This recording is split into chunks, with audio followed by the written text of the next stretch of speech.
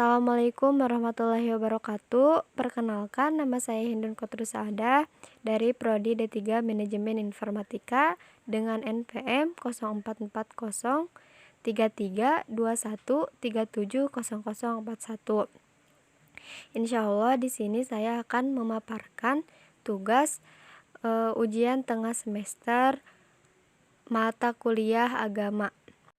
Yang pertama yaitu Hayatul Insan ila Rasulullah, yang artinya itu kebutuhan manusia kepada Rasulullah. Syarahnya itu dibagi menjadi 4 bagian. Yang pertama Al-Insan. Al-Insan itu manusia. Manusia itu adalah ciptaan Allah Subhanahu wa Ta'ala yang diberikan kelebihan dibandingkan dengan makhluk lainnya. Di antaranya adalah fitrah. Jadi konsep manusia itu terdiri dari 3 kategori. Yang pertama Al-Insan, yang kedua Al-Bashar, yang ketiga Bani Adam dan Syuriat atau anak Adam dan keturunannya. Yang kedua fitrah. Fitrah manusia dapat melihat atau menilai baik dan buruknya tingkah laku manusia atau dirinya sendiri. Fitrah juga dapat dijadikan sebagai saksi bagi segala perbuatannya. Dalilnya itu di Quran surat 30 ayat 30, setiap anak itu dilahirkan atas fitrahnya. Yang kedua ada di dalil Quran surat 75 ayat 14, manusia menjadi saksi atas dirinya sendiri. Dan yang terakhir ada di Quran surat 27 ayat 14, hati meyakini walaupun mengingkari. Dalam fitrah ini ada tiga bagian. Yang pertama, wujudil kholik.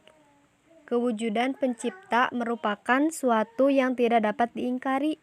Dalilnya itu salah satunya ada di Quran surat 7 ayat 172. Apakah aku Robmu? Yang kedua, ibadatul kholik. Jadi manusia itu diperintahkan untuk mengabdi kepada Allah. Dalilnya itu ada di Quran surat Al-Baqarah ayat 21 yang artinya, wahai manusia, sembahlah aku. Yang terakhir, hayatul munaddomah, petunjuk dari Allah untuk memadu manusia ke arah yang baik. Syarat yang ketiga yaitu hidayatul rasul. Jadi, jika kita mengikuti perintah Allah, maka taatilah Rasul. Dalilnya ada di Quran surat 3 ayat 31. Jika mencintai Allah, maka ikutilah Rasul. Ada juga di Quran surat 43 ayat 53. Mengembalikan segala urusan kepada Allah. Selanjutnya, dalam hidayatul Rasul itu ada dua. Yang pertama, Mahrifatul kholik. Mahrifatul kholik itu petunjuk Rasul untuk mengenal Allah. Dalilnya ada di Quran surat 31 ayat 10. Allah itu menciptakan langit. Dan masih di Quran surat 31 ayat 191, Allah itu menciptakan langit dan segala sesuatu yang tidak sia-sia. Ada juga minhajul bayah. Minhajul bayah itu untuk mengamalkan Islam. Ada di Quran surat 33 ayat 21. Rasul itu adalah suri tauladan. Dalam Quran surat 3 ayat 19, Islam itu sebagai din. Dan di Quran surat 3 ayat 85, orang rugi tidak mengamalkan Islam. Jadi orang itu akan rugi bila tidak mengamalkan Islam.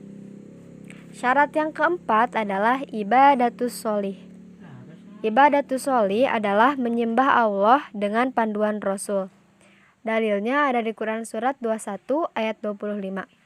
Jadi Rasul itu diberi wahyu bahwa la ilaha illallah Muhammadur Rasulullah. Langsung lanjut, yaitu makanatur Rasul. Apa itu makanatur Rasul?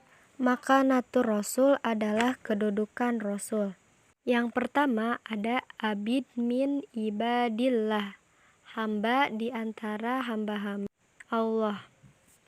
Rasul Muhammad adalah sebagai hamba dan manusia biasa yang juga makan, minum, pergi ke pasar, berniaga, dan segala aktivitas manusia dikerjakan dan ditunaikan dengan baik. Rasul melaksanakan segala keperluan sebagaimana manusia lainnya.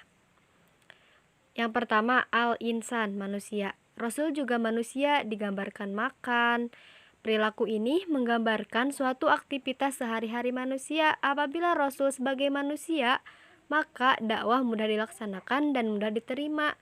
Tidak ada lagi alasan bagi manusia untuk menolaknya. Yang kedua, nasab, keturunan. Rasul berasal dari Bani Quraisy.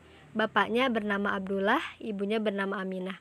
Beliau mempunyai keluarga dan keturunan yang jelas, begitupun tentang sejarah kelahiran dan asal-usulnya. Yang ketiga, jism atau fisik. Fisik Nabi digambarkan banyak oleh hadis seperti rambut dan rapi, badannya yang kuat, tingginya yang sedang, dan sebagainya. Yang terakhir, sirah nabawiyah, sejarah kenabian. Digambarkan Nabi adalah hamba Allah, terdapat di dalam sirah nabawiyah. Yang kedua, ada as-sunnah. Dari segi bahasa, sunnah berarti jalan.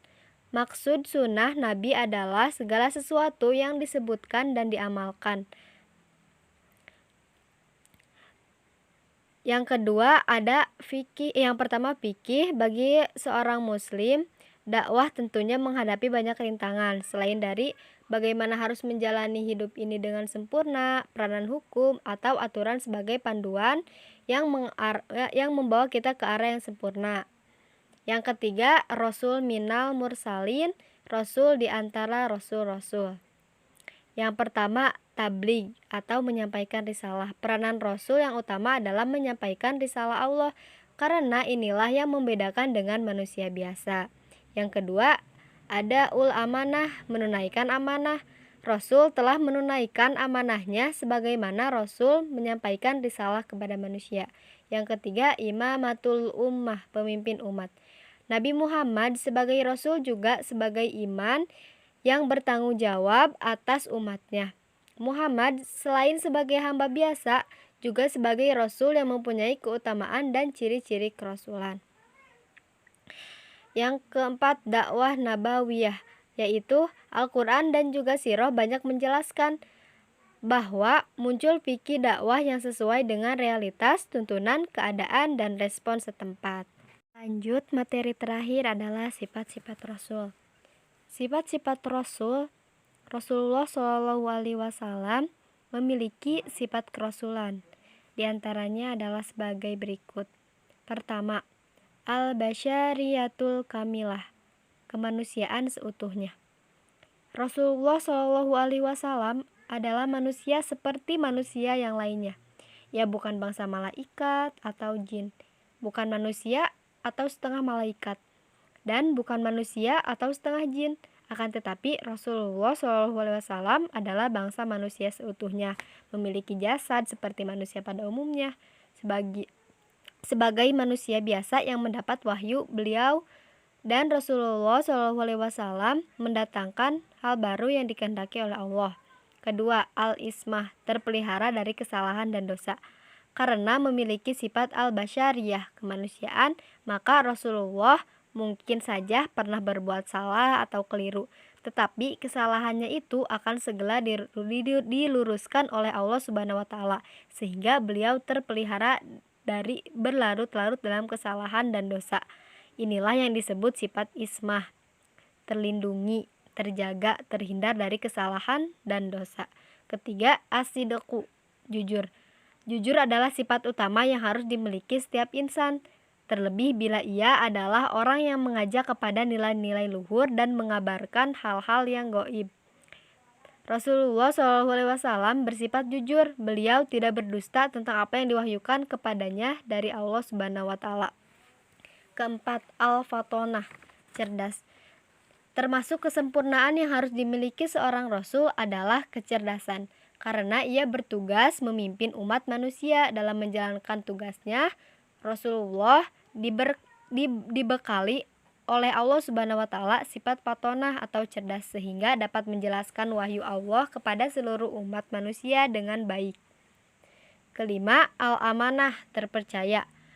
Dan keenam, at-tabligh, menyampaikan sebagaimana Rasulullah SAW memiliki tugas untuk balaghur risalah, menyampaikan risalah sebagai bentuk amanah, menunaikan amanah. Yang ketujuh, al-ihtijamul, komitmen yang sempurna kepada kebenaran. Beliau tidak pernah tergeser sedikit pun dari kebenaran. Contohnya adalah beliau tidak bergeming sedikit pun menghadapi tipu daya musyrikin kaum Quraisy yang berusaha mendodai dakwahnya. Maka kewajiban kita sebagai umatnya menjadikan sebagai suri tauladan. Laqad kana lakum fi Rasulillahi uswatun hasanah. Sesungguhnya telah ada pada diri Rasul itu suri tauladan yang baik. Mungkin cukup sekian yang bisa saya sampaikan. Mohon maaf bila banyak kesalahan kata, karena kesalahan datang dari diri saya dan kebenaran hanya datang dari Allah.